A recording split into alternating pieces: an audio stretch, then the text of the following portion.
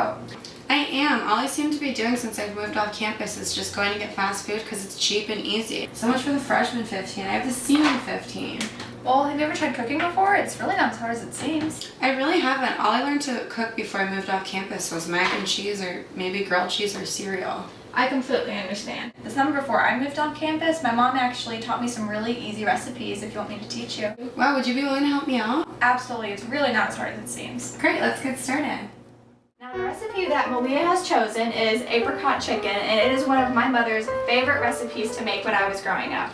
Now, it usually has about a 10-minute preparation with 40-minute cooking time, and you have to preheat the oven at about 350 degrees.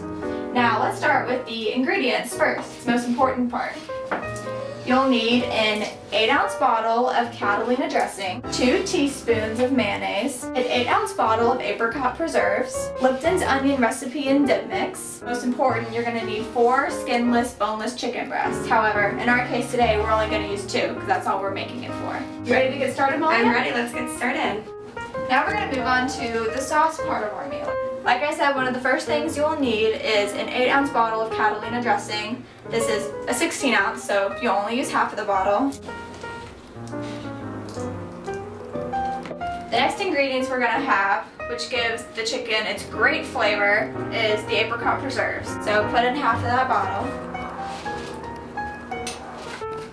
Great. 2 tablespoons of mayonnaise. Very good. The very final thing you'll put in the sauce is called Lipton onion soup mix.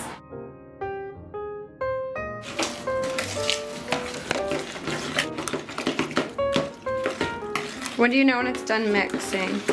It'll be all mixed. That's perfectly fine. Okay. It's all mixed up together. Okay, now we're gonna preheat the oven to about 350 degrees. This oven, you just use this, but it'll depend on whichever type of oven you have. Okay, Malia, now step 1. Whenever you're making any type of chicken, you have to remember to wash it. You also have to remember to constantly be washing your hands, because if you put your hands in your mouth or if you touch anything else around the kitchen that you would eat off of, you can get salmonella. So let's go over to the sink real fast. Very good.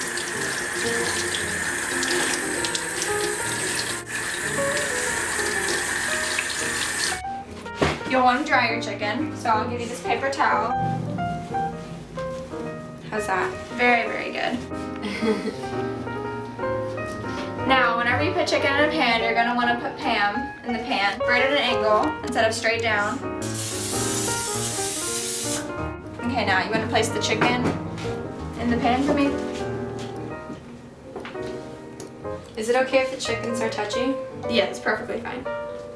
Okay, now like I said in the beginning, one of the very first things you have to do is to preset the oven to about 350 degrees. Now that the oven is preheated, Malia, we're going to pour the sauce over the chicken.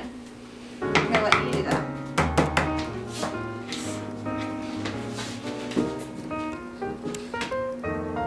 Get it nice and covered.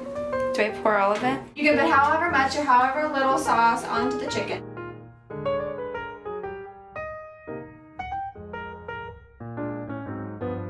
Should we put the chicken in? Yeah, let's cook this up, Malia. Thank you. It's a great time to get any homework done that you may have to do as you wait. Finally, it's ready. Are you ready to see what you cooked up? It smells great. So much for that mac and cheese. That really wasn't as bad as it seemed. So far I learned today that you really don't need to be a master chef to cook chicken, and there's tons of ways to make it. I told you, it really is not that bad. And for more great recipes, go to my blog at lifemovestofast.com. Thank you. Yum!